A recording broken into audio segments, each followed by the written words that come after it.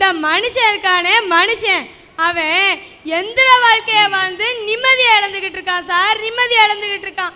அதை பற்றி தான் நான் இங்கே பேச வந்திருக்கேன் சார். நம்மளாம் இப்போ டெய்லி ஒரு 4 எழுத்து மந்திரம் சொல்கிறோம். என்னன்னு கேட்குறீங்களா? அதான் சார் டென்ஷன். அந்த 4 எழுத்து மந்திரத்தை தான் நம்ம டெய்லி சொல்லி நிம்மதியை இழந்துக்கிட்டு இருக்கோம் சார். ஒரு மனுஷன் காலையிலேருந்து ராத்திரி வரைக்கும் எந்திரத்தனமான வாழ்க்கையை தான் வாழ்ந்துக்கிட்டு இருக்கான். அதனால நிம்மதியையோ இழந்துட்டான். அவன் செய்கிற சின்ன சின்ன வேலையில கூட ஒரு எந்திரத்தனம் இருக்குன்னா பாருங்களேன். நம்ம சாப்பாட்டையே எடுத்துக்கோமே. சாப்பிட்றதுக்குன்னு ஒரு வரைமுறை இருக்குது. எதை சாப்பிடணும், எப்படி சாப்பிடணும், எவ்வளோ சாப்பிடணும்னு ஒரு வரைமுறை இருக்கு. ஆனா இந்த எந்திரத்தனமான வாழ்க்கையில யாராவது அதை கடைபிடிக்கிறாங்களா? இல்லையே சார். எங்க வீட்டு பக்கத்துல ஒரு அம்மா இருக்காங்க. என்ன தெரியுமா பண்ணுவாங்க? 5 நாளைக்கு தேவையான சாப்பாட்டை ஒரே நாள்ல சமைச்சு இந்த பிரிட்ஜுங்காங்கல்ல அதுக்குள்ள வைக்கிறாங்க சார். 5 நாளைக்கு தேவையான சாப்பாட்டை ஒரே நாள்ல சமைச்சா அதுல எவ்வளோ நோய் வரும்னு உங்களுக்கே தெரியும் சார். நான் போய் ஒரு நாள் அந்த அம்மாட்ட கேட்டேன், ஏம்மா இப்படி பண்ணுறீங்கன்னு கேட்டேன். நான் வேலைக்கு போகணும், எனக்கு அவசரம், டைமே இருக்காது, அதனால தான் நான் இப்படி சமைச்சு வைக்கிறேன்னு சொன்னாங்க சார். இப்படி நோய் வந்துச்சுன்னா அவங்க குடும்பத்தில் நிம்மதி இருக்குமா? நான் சொல்கிறேன் சார், அதுக்கு பிரிட்ஜின்னு கரெக்டாக தான் பேர் வச்சாங்க. ஆனால் அந்த பிரிட்ஜ் இப்போ என்ன தெரியுமா செய்யுது? அப்பா அம்மா குழந்தைங்க எல்லாத்தையும் பிரித்து வைக்குது சார், பிரித்து வைக்குது சார். மழை அழகுதான் வீடு ஒழுகாத வரை, தென்றல் அழகுதான் புயலாக மாறாத வரை, மின்னல் அழகுதான் கண்ணை பறிக்காத வரை, சூரியன் அழகுதான் சுட்டரிக்காத வரை, கடல் அலை அழகுதான் அடித்து செல்லாத வரை, உயர்வு அழகுதான் நேர்மை இருக்கும் வரை. உயர்ற நோக்கத்தில் நம்மெல்லாம் நேர்மையை இழந்துட்டு இருக்கோன்னு தான் சார் நான் பேச வந்திருக்கேன் சார். உலகத்தில் பிறந்தா உயரணும், உயரணும்னா அதுக்கு உழைக்கணும். மதிலில் நிற்கிறவனுக்கு மாடிக்கு உயரணும்னு ஆசை, மாடியில் நிற்கிறவனுக்கு மலைக்கு உயரணும்னு ஆசை. இதில் எந்த விதத்தில் எதுக்காக எப்படி உயர்றோங்கிறது தான் நம்ம நேர்மையை சோதிக்கிற விஷயம் சார். சார் எங்கள் வீட்டு பக்கம் ஒரு கோடீஸ்வரர் இருந்தார். அந்த கோடீஸ்வரருக்கு 3 பொண்ணு 2 பையன், 5 பேரையும் நல்ல இடத்துல கட்டி கொடுத்தாரு. ஆள் ஒவ்வொரு நாட்டில் இருக்கிறாங்க. இந்த கோடீஸ்வரர் ஒரு நாள் அவர் நோய்வாய்ப்பட்டு இறந்துடுறாரு. 5 பேர் வராங்க. 5 பேருக்குள்ளேயே சொத்து தகராறு ஆயிடுச்சு. ஐயாவை தூக்கி அப்படி ஒரு ஓரமாக வையின்னு 18 மணி நேரம் கழிச்சு சொத்து தகராறு முடிஞ்சதுக்கப்புறம் அந்த ஐயாவை தூக்கிட்டு போனாங்க சார். கோடீஸ்வரருக்கு அந்த நிலைமை இது. பணத்தாலையும் பதவியாலையும் எவன் ஒருத்தன் உயரணும்னு நினைக்கானோ அவன் மட்டும்தான் நேர்மை இழக்கிறான். ஐயா, பொறுக்க முடியாமல் நான் எந்திரிச்சு நிற்கிறேன். நான் இதை இழந்தேன், அதை இழந்தேன், அங்கே போயிடுச்சு, எல்லாம் போயிருச்சுன்னு சொல்கிறீங்களே. எதையாவது ஒன்றை இழந்தா தானே ஒன்றை பெற முடியும். இழப்பு என்பது ஒரு வளர்ச்சியின் படி. அந்த படியை மிதிச்சாதான் மேலே போக முடியும். போக மாட்டேன்னு சொன்னால் நம்ம இங்கே வாழ்கிறதுலையே அர்த்தம் இல்லை. ஒரு விஷயத்தை பார்க்கக்கூடிய பார்வைகள் இருக்கு. அந்த பார்வையில் நாம் எதை தயார் பண்ணிக்கிறோமோ அதுபடித்தான் நம்மளுடைய வாழ்க்கை அமையும். தெருவில் ஒரு தடி கிடந்துச்சு. அதை அந்த பக்கமாக போன 3 பேர் பார்த்தாங்க. ஒருத்தன் தொழிலில் ஆசாரி, இன்னொருத்தன் சிற்பி, அப்புறமா நம்ம அண்ணாச்சி ஒருத்தர் வியாபாரி. 3 பேரும் அதே தடியை பார்த்தாங்க.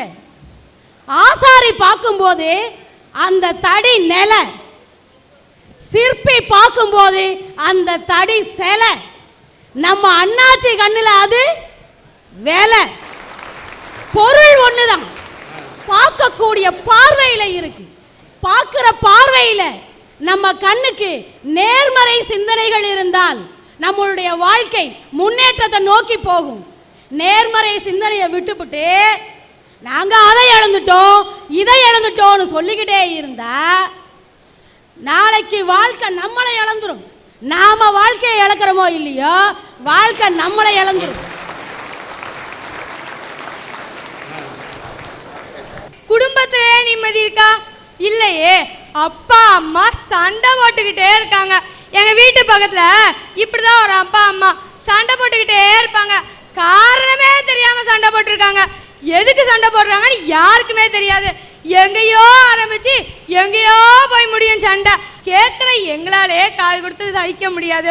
அந்த வீட்டில இருந்து ஒரு பையன் எங்கள்கிட்ட வந்து சொன்னான், பாப்பா எங்க 20 வருஷத்துக்கு முன்னாடி எங்க தாத்தா பாட்டி எங்க அம்மா அப்பாவை சேர்த்து வச்சாங்க. ஆனா இப்ப அவங்க சண்டை போடும்போது நாங்க சேர்த்து வைக்கிறோம்னு வேடிக்கையா சொல்றாங்க சார். நானும் என் ஃப்ரெண்டும் 6th இருந்து 9th வரைக்கும் ஒன்னா தான் படிச்சுட்டு இருக்கோம். எங்களுக்குள்ள எப்பயுமே ஒரு போட்டி இருக்கும். யார் ஃபர்ஸ்ட் ரேங்க் யார் செகண்ட் ரேங்க்னு ஒரு போட்டி இருக்கும். ஆனா இப்ப அவ 30வது ரேங்க் எடுக்கா. காரணம் கேட்டப்போ எனக்கு ஒரு அதிர்ச்சியான தகவல் தெரிஞ்சிச்சு. என்ன தெரியுமா சார்? அவங்க அப்பா அம்மா அவளுக்காக பணம் சம்பாதிக்காங்களாம். வீட்டிலேயே இருக்கிறது இல்லையா, அவளை தனியா விட்டுட்டு பணம் சம்பாதிக்கிறேன்னு எங்கேயோ போறாங்களாம். சார் பெத்தவங்கன்னா எதுக்கு சார்? பிள்ளைங்க தப்பு செஞ்சா அதை கேட்கறதுக்கும் அவங்க படிக்கலைன்னா அவங்கள படிக்க வைக்கிறதுக்கு தானே சார் பெத்தவங்க. சார் எங்க அப்பா ஓடி ஓடி உழைச்சி 35 வருஷம் கஷ்டப்பட்டு ரிட்டையர்ட் ஆகும்போது வெறும் 7500 ரூபா பென்ஷன் வாங்கினார் சார். இன்னைக்கு அவருடைய பையன் எடுத்தெடுப்புலயே முதல் மாசத்துல 15000 ரூபாய் சம்பளம் வாங்குறானே, இது வளர்ச்சி இல்லையா? இதை இழப்புன்னு சொல்ல முடியுமா? எந்திரத்தனமான வாழ்க்கையில பணம் தேவைதான், ஆனா பணமே வாழ்க்கை இல்லைன்னு எத்தனை பேர் புரிஞ்சிருக்காங்க சார்? நான் எங்க மாமா கிட்ட போய் தெரியாதனமா ஒன்று கேட்டேன். உங்க பொண்ணு எத்தனை மாமா படிக்கான்னு கேட்டுட்டேன். அதுக்கு அவர் என்ன பதில் சொன்னார் தெரியுமா? 2 3 படிப்பாருன்னு நினைக்கேம்மா. சரி ஞாபகம் இல்லை, என் வீட்டுக்காரிட்ட கேள அவளாவது கரெக்டாக சொல்லுவாளான்னு பார்க்கலாம் அப்படின்னு சொல்றாரு. பார்த்தீங்களா சார் நிலைமைய? பெத்த பிள்ளை எத்தனை படிக்கன்னு தெரியாம பணம் சம்பாதிக்காங்களா? பெத்த பிள்ளைங்க என்ன பண்ணுதுன்னு தெரியாத அளவுக்கு பணம் சம்பாதிக்கிறாங்கன்னு சொன்னிய பெற்றோர்கள் மேலே. ஆனால் ஒரே ஒரு சின்ன கருத்து தாயே, இந்த ஒவ்வொரு அப்பா அம்மாவும் ஓடி ஏன் தெரியுமா பணம் சம்பாதிக்கிறான்? அவனுக்கு மட்டும் அவன் சொக்கா வாங்கிறதுக்காக சம்பாதிக்கிறானா? பொண்டாட்டி மட்டும் சேலை கட்டுன்னு சம்பாதிக்கிறானா? இந்த பிள்ளைங்க காலையில் எழுந்திருச்சா, அப்பா எனக்கு ட்ரெஸ் வாங்கி கொடு, அப்பா எனக்கு ஷூ வாங்கி தரு, அப்பா எனக்கு காலேஜுக்கு ஃபீஸ் கட்டணும், அப்பா எனக்கு பாக்கெட் மணி வேணும், அந்த ஃபீஸ் இந்த ஃபீஸ்னு ஒவ்வொரு பெற்றோர்களையும் அந்த பெற்றெடுத்த குழந்தைகள் துளைத்தெடுக்கும் போது எதற்காக ஒவ்வொரு தாய் தந்தை ஓடி உழைக்கிறார்கள்? தம் பிள்ளைக்காக தான் எந்திரமாக உழைக்கிறார்கள். அந்த எந்திரமாக உழைக்கிறது மட்டுமே குற்றம் சொல்ல முடியாது. ஆனால் அந்த எந்திரமாக பெற்றோர்கள் உழைப்பதற்கு காரணமும் இந்த குழந்தைகள் தங்களுடைய பெற்றோர்களை ஒரு பணம் கொடுக்கக்கூடிய ஏடிஎம் கார்டு மாதிரி அப்பா அப்பா அம்மா அம்மா தட்டி தட்டி பணம் பணம்னு கேட்டா இவங்களோட வாழ்க்கை எப்படி மாறும்? குழந்தைகளும் அதை பற்றி என்ன வேண்டும்? ஐயா, இன்னைக்கு கோடி கோடியா சம்பாதிப்பான், ஏசி ரூம்ல படுத்திருப்பான். ஆனா படுத்தா தூக்கம் வராது. படுத்த உடனே எவன் தூங்குறானோ அவன் தான் சார் உண்மையிலே பெரிய பணக்காரன். சார் எங்க அப்பா அம்மா எவ்வளவோ பரவாயில்ல. எங்க அப்பா பெரிய மில்லதிபரோ பெரிய தொழிலதிபரோலாம் கிடையாது. சாதாரண கருவாட்டு கடை தான் வச்சிருக்காங்க. சாதாரண சின்ன கருவாட்டு கடையில் எவ்வளோ வருமானம்னு உங்களுக்கே தெரியும் சார். அந்த வருமானத்தை வச்சு எங்க அப்பா குடும்பத்துக்கு தேவையான ஜாமானையோ எங்களுக்கு தேவையான ஜாமானையோ எங்க சேமிப்புக்காகவோ எங்களை படிக்கவும் வச்சுட்டு இருக்காங்க சார். இன்னைக்கு நானும் எங்க அக்கா என் தம்பி 3 பேர் நல்லா படிச்சுட்டு இருக்கோம். நாங்க நிம்மதியா இருந்துகிட்டு இருக்கோம். எங்க அப்பா கருவாட்டு கடையில இருந்தாலும் எங்களை மல்லிகைப்பூவா மணக்க வச்சிருக்காங்க சார். சபாஷ். கருவாடு கடை வைத்திருந்தாலும் குடும்பத்தை மல்லிகைப்பூவாக உங்களை மணக்க வைத்திருக்கிறார் என்று சொன்னால் என் மனசில் என்ன நீ சொன்னனுக்கு வந்ததுன்னு கேட்டால், கருவாடை அவர் விற்கிறார் அல்லவா, அந்த கருவாட்டை பார்க்கும் போதெல்லாம் இந்த மீன் எப்படி செத்து கருவாடாக காய்ந்திருக்கும் என்பதை நினைக்கின்ற போது கருவாடை பார்க்கக்கூடிய அவர் உயிரோட்டம் உள்ள மீனை பற்றி எண்ணி பார்த்திருக்கிறார். அதனால் தான் வாழ்க்கை என்பது உயிரோட்டம் ஆக இருக்க வேண்டும் என்பதற்காக குடும்பத்தை எண்ணி பார்த்து உங்கள் குடும்பத்தை மல்லிகை பூவாக மணக்க வைத்திருக்கிறார், உங்களை பற்றி நினைக்க வைத்திருக்கிறார் என்று எண்ணுகிறேன். வாழ்கவும் தந்தை. Thanks sir. சார் நாங்க இன்னைக்கு எங்க குடும்பத்தோட நிம்மதியா இருக்கோம். என்னோட நோக்கம் என்னன்னா, எங்களை மாதிரி உள்ள குழந்தைங்களும் இன்னைக்கு நிம்மதியா இருக்கணும்ன்றதுக்காக தான் நான் இந்த அரட்டரங்கத்திலே பேச வந்திருக்கேன் சார். என்னுடைய வாழ்க்கையில் எனக்கு கிடைச்ச ஒரு பதவி உயர்வு தடுக்கப்பட்டுச்சியா லஞ்சத்தினால. அதை நாங்கள் கண்டிப்பாக சொல்லணும்யா. நான் ஒரு தனியார் உயர்நிலைப் பள்ளியில் தமிழாசிரியராக வேலை பார்த்தேன். அரசாங்க சட்டம் என்ன சொல்லுதுன்னா, ஹைஸ்கூலில் ஹெட்மாஸ்டர் ரிட்டையர்ட் ஆனால் இருக்கக்கூடிய தமிழாசிரியர் தான் தலைமை ஆசிரியர் வரணும்னு அரசாங்க சட்டம் இருக்குது. எங்கள் நிர்வாகம் என்ன பண்ணுச்சு, வெளியே இருந்து ஒரு ஹெட்மாஸ்டர் கொண்டுறதுக்கு முயற்சி பண்ணுது. எங்கள் ஹெட்மாஸ்டர் ரிட்டையர்ட் ஆகிட்டார். என்னை கூப்பிட்டு சொன்னாங்க, நான் வெளியே இருந்து ஹெட்மாஸ்டர் போட போகிறேன்னு. அப்போ நான் சொன்னேன், ஐயா எனக்கு தகுதி இருக்குல்ல ஐயா, நான் தானேயா ஹெட் மாஸ்டராக வரணும்னு. இல்லை இல்லை, நான் கை நினச்சிட்டேன், அதுக்கு உங்களுக்கு பொருள் வழங்கும்னு நினைக்கேன், நான் கை நினச்சிட்டேன் அப்படின்னாரு. கோர்ட்டுக்கு போவேன் அப்படின்னேன். கொஞ்சம் நிர்வாகம் கொஞ்சம் கீழே இறங்கி வந்துச்சு. என்ன சொன்னாங்கன்னா, ஐயா நீ அந்த பணத்தை கொடுத்தேன்னா உனக்கு அந்த போஸ்ட்டை ஹெட்மாஸ்டர் போஸ்ட்டை தாரேன். நான் அந்த பணத்தை வாங்கி என் வீட்டுக்கு கொண்டு போகல, இங்கே பள்ளிக்கூடம் பிள்ளைகளுக்கு இட வசதி வேண்டி இருக்கு, கட்டடம் கட்ட வேண்டி இருக்கு. அதுக்கு ஐயா நேர்மையை இழக்கக்கூடாதுன்னு சொல்லி அவர் பேச வந்திருக்காரு. நேர்மையை இழந்திருக்காரு. அவர் போராடி இருக்கலாம்ல, ஏன் போராடல?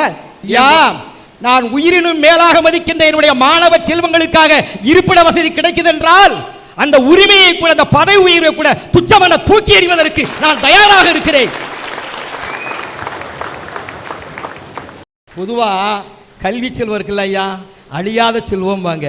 வெள்ளத்தால் போகாது, வெந்தளலால் வேகாது, வேந்தரால் கொள்ளத்தான் முடியாது, கொடுத்தாலும் குறையாது, கல்வருக்கோ அரியுது, காவலுக்கோ எளிதுன்னு சொல்லுவாங்களே, அதை கூட இன்னைக்கு வியாபார பொருளாக்கிட்டான் ஐயா. நான் சின்ன வயசுல ஒரு 11 வயசுல விஓட்ட சர்டிஃபிகேட் வாங்க போறேன். நான் எங்க அப்பாவும் அந்த விஓவை எனக்கு 5 பைசா கொடுத்து முட்டாய் வாங்கி தின்னு நல்லா படுறாமவனேன்னு சொல்லி சர்டிஃபிகேட் கொடுத்தாரியா. இன்னைக்கு என் மகன் எனக்கு பிறந்தவன் தான் சொல்றதுக்கு 500 ரூபாய் கொடுக்க வேண்டியிருக்கு ஐயா.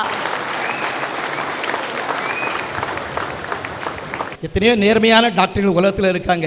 ஒரு நேர்மை இல்லாத டாக்டரால் நான் பட்ட அவஸ்தையை இந்த மாமல்லத்திலே சொல்லலாம்னு நினைக்கையா. எனக்கு 3 பொண்ணு.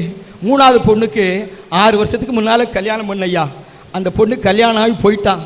10ஆவது மாதம் கணவன் மனையும் கொடைக்கானல் போனாங்க ஐயா. போயிட்டு வந்த உடனே அந்த பிள்ளை காய்ச்சல்னு படுத்திருக்கு வீட்டில். காய்ச்சல் பக்கத்தில் ஒரு லேடி டாக்டர்கிட்ட போய் காமிச்சிருக்காங்க.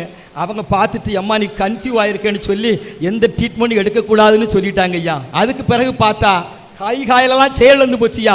எனக்கு தகவல் வருது, நான் என் மனைவி டீச்சர் இங்கேருந்து பதறி அடிச்சுட்டு அங்கே ஓடணும்யா. அங்கே போய் பார்த்தா பிள்ளை கிடக்க நிலம் பரிதாபமாக இருந்துச்சுயா. பக்கத்தில் இருக்கிற உடனே ஒரு ஆஸ்பத்திரி கூட்டு போனோம்யா, ஒரு மிஷின் ஆஸ்பத்திரிக்கு. அவங்க பார்த்தாங்க ஐயா, பார்த்து 5 நாள் ட்ரீட்மெண்ட் கொடுத்தாங்க. குளுக்கோஸ் எல்லாம் ஏற்றினாங்க ஐயா. ஏற்றிட்டு சொன்னாங்க, எங்களால் என்னன்னு கண்டுபிடிக்க முடியலை, வேறு ஆஸ்பத்திரிக்கு தூக்கிட்டு போங்கன்னாங்க ஐயா. பிள்ளை சுயநிலை விழுந்துட்டு. அதுக்கு பிறகு இன்னொரு ஆஸ்பத்திரிக்கு போனோம் ஐயா, மூளைக்கடங்க ஊரில். அங்கே ஒரு டாக்டர் அந்த மெட்டில் படுக்க போட்டுட்டு, இவா சுயநினைவு இல்லை, கழுத்தை மாத்திரம் லேசாக தூக்குனாரியா. அது ஆண்டு கத்துன உடனே இது ஃபியூவரு பிரெயினுக்கு தாவிட்டு எங்களால் ஒன்றும் செய்ய முடியாது, எக்யூப்மெண்ட்ஸ் இல்லை, சிட்டியில் இருக்கக்கூடிய பெரிய ஆஸ்பத்திரிக்கு போங்க. ஆஸ்பத்திரி பேரை சொல்ல நான் விரும்பலையா. அங்கே ஆஸ்பத்திரிக்கு கொண்டு போங்கண்ணா ஐயா. என் பிள்ளையை தூக்கிட்டு நான், என் மனைவி, மருமகன் 3 பேர் அந்த ஆஸ்பத்திரிக்கு போன ஐயா. போன உடனே அவங்க கேட்டாங்க, அப்பயா எந்த டாக்டர் வச்சு உங்களுக்கு பார்க்கணும்னு கேட்டாங்க. நான் சொன்னேன், இருக்கிறதுலே பெரிய டாக்டரை வச்சு பாருங்க ஐயா, என் பிள்ளை எப்படியாவது பிழைக்கணும், 25 வயசு தான் ஆகுதுயா அப்படின்னு சொன்னேன். அவங்க ஒரு டாக்டர் அதுக்காக ஏற்பாடு பண்ணாங்க ஐயா. எமர்ஜென்சி வார்டிலேயே 15 நாள் வச்சுருந்தாங்க ஐயா. ஒரு நாளைக்கு 15,000 ரூபா பில் போட்டாங்க ஐயா. 15 நாள் அதிலே இருந்தா ஏதோ வெண்டிலேஷன் ட்ரீட்மெண்ட் ஒன்று கொடுத்தாங்க ஐயா. அதுக்கு பிறகு வார்டுக்கு கொண்டு வந்தாங்க ஐயா. வார்டுக்கு கொண்டு வந்த பிறகு கூட ஒரு நாளைக்கு 2,500 ரூபா பில்லு 1 மாதம் வச்சுருந்தாங்க ஐயா. பிள்ளைக்கு என்ன செய்துன்னு என்கிட்ட சொல்லலையா. அந்த டாக்டர்கிட்ட பின்னாலேயே நானும் என் மனைவி பைத்தியகாரமாய் போய் என் பிள்ளை பிழைப்பாளா சரியாயிருவாளான்னு நின்று பதில் சொல்ல மாட்டாங்க ஐயா. மனித மாண்பு இல்லையா, அதுக்காக சொல்ல வரையா. அங்கே இருக்கிற டியூட்டி டாக்டர் என்கிட்ட சொன்னார், உங்கள் பிள்ளைக்கு இனிமேல் பிசியோதெரப்பி எக்ஸசைஸ் தான் தேவை, நீங்கள் டிஸ்சார்ஜ் பண்ணி கூட்டிகிட்டு போங்க அப்படின்னாரு. நான் சொன்னேன், இவர் டிஸ்சார்ஜ் பண்ண மாட்டேங்காரு, இவருக்கு என்னையா லாபம்னு சொன்னேன். அப்போ தான் அவர் சொன்னார், அது உண்மையே போய் எனக்கு தெரியாதியா, அங்கே வேலை பார்த்த டாக்டரே சொன்னாரியா, அரசாங்க கவர்மெண்ட் அந்த பிரைவேட் ஆஸ்பத்திரியில் சேலம் ஆஸ்பத்திரி எவ்வளவு நாள் சில ட்ரீட்மெண்ட் எடுத்து ஒரு நோயாளி மூலம் இந்த ஆஸ்பத்திரிக்கு நிறைய வருமானம் வருதோ அவங்களுக்கு ஒரு இன்சென்டிவ் கொடுப்பாங்க, ஊக்க ஊதிய உயர்வு. இந்த டாக்டர்கிட்ட எந்த கேஸ் ஆகிட்டாலும் இப்படி தான் பண்ணுவாராமையா. அவங்க சொன்ன பிறகு தான் எனக்கு தெரியும். டிஸ்சார்ஜ் பண்ணி ஆம்புலன்ஸ் மூலமாக பாளையங்கோட்டுக்கு வந்தையா. நேர்மையான டாக்டர்கள் உலகத்தில் இருக்காங்க. இங்கே இருக்க வந்த உடனே காய்ச்சல் வந்துச்சு. 3 நாள் கிருஷ்ணா நர்சிங் ஹோமில் இருந்து பார்த்தாங்க ஐயா. ஒரு பிசியோதெரபிஸ்ட், அருமையான பிசியோதெரபிஸ்ட் எனக்கு கிடைச்சாரியா. டாக்டர் சிவசன் ஒரு ஆள். ரிப்போர்ட்டெல்லாம் வாங்கி பார்த்தாரு. சார் நீங்கள் நிறைய பணம் செலவழிச்சிட்டீங்க, நான் மற்றவங்களுக்கு வாங்குறதை விட பாதி காசுல உங்க பிள்ளைக்கு நான் குணப்படுத்தி தரேன்னு என் வீட்டில் வந்து டெய்லி எக்ஸசைஸ் செய்யாரியா. பாளையங்கோட்டையில் வீடு பார்த்தேன்யா, வீடு கூட எனக்கு யார் தரமாட்டேன்ட்டாங்க. பிள்ளைக்கு என்ன நோயோ ஏதோன்னு பயந்து போறாங்க ஐயா. எல்லாரும் பயந்து வீடு தர மாட்டேன்னு சொல்ல நேரத்தில் ஒரு இஸ்லாமிய சகோதரி, நான் இந்து மதத்தை சேர்ந்தவன், ஒரு இஸ்லாமிய சகோதரி எனக்காக வீடு கொடுத்தாயா. இன்னைக்கு வந்திருக்காங்களோ எனக்கு தெரியலையா. அந்த நேரத்திலேயே கூட பல ஊட்டியிலிருந்து ஒரு பாதிரியார் வந்தாரியா. ஜெபம் பண்ணதுக்காக வந்தார். ஒரு இஸ்லாமிய பெரியவர் புனித கஜ்ஜியாத்திரை போயிட்டு ஒரு புனித நீரை கொண்டு வந்து அந்த பிள்ளைகிட்ட கொடுத்தாரியா. அல்லாஹ் என்பது சிந்து நதி, ஏசு என்பது பொன்னி நதி, ராமன் என்பது கங்கை நதி, நதிகள் பிறக்கப்படும் பலவாகம் எல்லா நதியும் கலக்கப்படும் சொன்னானே, எல்லாருடைய குரலும் அந்த இறைவனுக்கு கேட்டிருக்கியா. அதான் இன்னைக்கு என் பிள்ளை நார்மலா இழந்துருச்சு, நீ கணவனோடு வாழ்வதற்காக சென்னைக்கு போயிட்டாயா. அந்த கடவுளுக்கு தான் ஐயா நான் நன்றி சொல்லணும். பட்டுக்கோட்டை ரொம்ப அழகா சொல்லுவாயா, குட்டியாடு தப்பி வந்தால் குள்ளநெறிக்கு சொந்தம், குள்ளநெறி தப்பி வந்தால் குறவனுக்கு சொந்தம், தட்டுக்கட்ட மனிதனுக்கு கண்ணில் பட்டதெல்லாம் சொந்தம், சட்டப்படி பார்க்க போனால் 8 அடி தானே சொந்தம் தானே. ஏன் மனிதா, சட்டப்படி பார்க்க போனால் 8 அடி தானே சொந்தம். இதை மறந்து நேர்மையை இழந்து வாழ்க்கையில உயரவும் நினைச்சாய் நீ அழிஞ்சு போவ, அழிஞ்சு. ஒரு மருத்துவமனைக்கு தன்னுடைய பெற்ற மகளை ஒரு தமிழாசிரியராக, ஒரு தலைமை ஆசிரியர் பொறுப்பேற்கக்கூடிய அளவிற்கு படித்த இவரே எது நாகம் எது கயிறு என்று தெரியாமல் இவர் கஷ்டப்பட்டிருக்கிறார். அப்ப படிக்காத பாமரர்கள் இந்த நாட்டிலே இந்த மருத்துவமனை வைத்துக் கொண்டு கொள்ளையடிக்க வேண்டும் என்ற நோக்கம் இருக்கக்கூடிய மருத்துவர்களிடத்தில் எந்த அளவுக்கு படாத பாடுபடுவார்கள். நல்ல இதயம் படைத்த மருத்துவர்களும் இருக்கிறார்கள். அவர் கடைசியில் அந்த மருத்துவரை பாராட்டினார் பாருங்க. அப்படிப்பட்ட சேவை மனப்பான்மையோடு வாழக்கூடிய அந்த மருத்துவர்களை நாங்கள் மனதார பாராட்டுகிறோம். இதை போன்று தேவை மனப்பான்மையோடு அலையக்கூடிய அந்த மருத்துவர்களையும் இந்த சன் டிவியின் அரட்டை அரங்கத்தின் மூலம் வன்மையாக கண்டிக்கிறோம்.